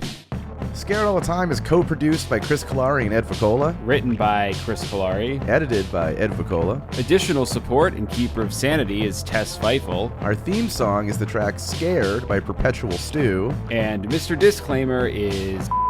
And just a reminder, you can now support the podcast on Patreon and get all kinds of cool shit in return. Depending on the tier you choose, we'll be offering everything from ad-free episodes to producer credits, exclusive access, and exclusive merch. So go sign up for our Patreon at scaredallthetimepodcast.com. Don't worry, all scaredy cats welcome. No part of this show can be reproduced anywhere without permission. Copyright Astonishing Legends Productions. Good night. We are in this together. Together.